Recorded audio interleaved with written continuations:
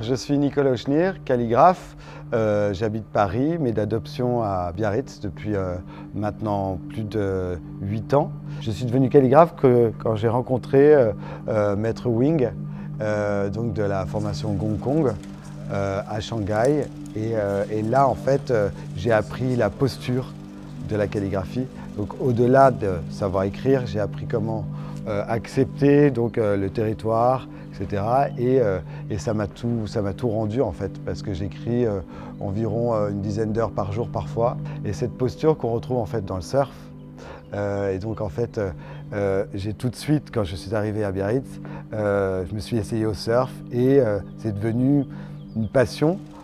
Pas autant que la calligraphie bien sûr, mais quelque chose qui m'aide en fait à pouvoir calligraphier, à pouvoir découvrir des lieux dans la calligraphie qui sont essentiels pour moi, pour développer des alphabets, pour développer des logos, des identités visuelles, des chartes graphiques, des nouvelles couleurs. De voir le paysage comme ça vers l'infini sur une planche, c'était essentiel. Et là aujourd'hui, on est chez Mon Shaper. L'idée c'est de calligraphier pour la première fois sur une planche pour avoir cette écriture dans la mer, en face de soi quand on surfe et pour toujours. Alors, comment devient-on shaper? C'est ça la question. Par l'amour de l'océan. Et puis l'histoire magique de la découvrir sur les vagues. Bon, ça c'était la vision que j'avais quand j'avais 12 ans et que je voyais les surfeurs sur la chambre d'amour. Avec un copain, on allait très souvent faire du body surf à l'époque, une paire de palmes, un vélo et une palme pour chacun. C'était pas mal quand même. Ouais, c'est vrai. Et puis un jour, j'ai vu des surfeurs au WWF.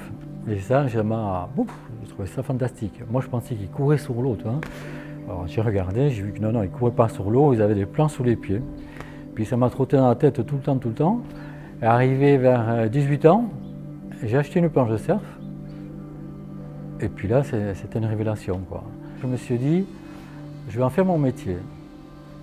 En parallèle, si tu veux, à l'époque, je travaillais dans la distribution de la presse. Ça m'a laissé beaucoup de temps libre pour les surfer, donc c'était pas mal. Et l'après-midi, je faisais mes planches. Il y a eu 2 rencontres majeures dans ma vie de shaper. C'était la rencontre de Donald Takayama en 1996 quand il venait au BSF. Et ça, c'était une rencontre incroyable. C'était un copain photographe qui nous avait présenté. Et Donald Takayama, c'était quand même le grand maître du longboard. Donc, il était venu à mon atelier à l'époque. Et c'est marrant parce qu'on avait un parcours à peu près parallèle de la vie. Hein. Il bossait tout petit dans la distribution de la presse pour avoir du temps libre pour aller surfer. C'est assez marrant ça. Et après, j'ai rencontré, l'année d'après, je crois, j'ai rencontré Steve Bowen chez Infinity. Là aussi, un grand monsieur, un monsieur énorme. Je shapais, je savais shaper, mais j'étais dans une espèce de couloir et il me manquait plein de sorties. Et lui, il m'a donné une vision du shape qui est incroyable. Quand je suis parti de chez lui, j'étais resté un mois, je suis revenu ici, j'étais gonflé. Un bloc, ça y est. J'ai pris un savoir que j'avais pas, tu vois. Non mais c'est surtout l'histoire de langue. C'est-à-dire que pas un mot de français ni rien du tout, moi c'est la même chose. Ouais. C'est-à-dire qu'il parlait que chinois, pas un mot d'anglais, pas un mot de français. Et puis il y a des choses qui se passent, il y a une fusion qui se passe. C'est dingue, oui, bah, c'est ça. Il m'est arrivé exactement la même chose. Il y a une résonance. Ah bah c'est ça. C'est une photo donc, très importante. Antoine Delperon qui devient champion du monde. Bien sûr. Voilà. Après je pense que tout shaper a à l'intérieur de soi de créer la planche parfaite, enfin pour le modèle qu'il fait à son client, tu vois. C'est une quête sans fin. Et ça, tu développes ça avec un team, avec des surfeurs talentueux, ce qu'on a fait avec Antoine Delperon, qui a été 3 fois champion du monde, longboard, stand-up, et après Edouard, Damien Castera, là on a Zoé Gros-Piron. Donc, si tu veux, c'est un peu la consécration de la marque. Ah, c'est ça. Sourire, petite boîte locale au Pays Basque qui fait une petite production, qui a une tête comment au grand tresse, aux grandes marques anglo-saxonnes. C'est ça. Donc c'est vrai. C'est une fierté. On a été fiers. Bah, bien sûr, évidemment. Il y a de quoi. Après, c'est une histoire d'équipe. On a des surfeurs talentueux, bien sûr, de parole. Il y a vraiment une fidélité. Fidélité incroyable. Oui, c'est ça. Antoine a commencé à surfer mes planches, il avait 13-14 ans. Ah oui, d'accord. C'est suivi depuis. Et on est toujours ensemble. C'est une famille, quoi. Ah, c'est vraiment une famille. Oh, ça va? Alors, je m'appelle Benjamin Merviel.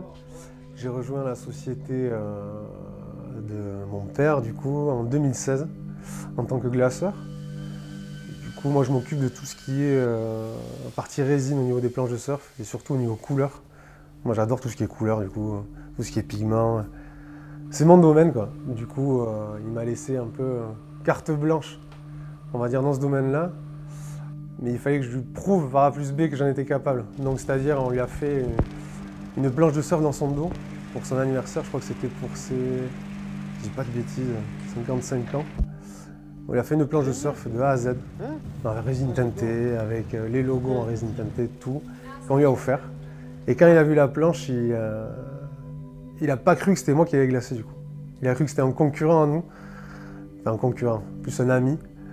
Et du coup, ça m'a vraiment fait plaisir à ce moment-là. Et depuis ce jour-là, en fait, il me laisse faire, quoi. Tout simplement. Première planche, j'ai pu rencontrer Samy, qui travaillait dans le même atelier de glace que le nôtre.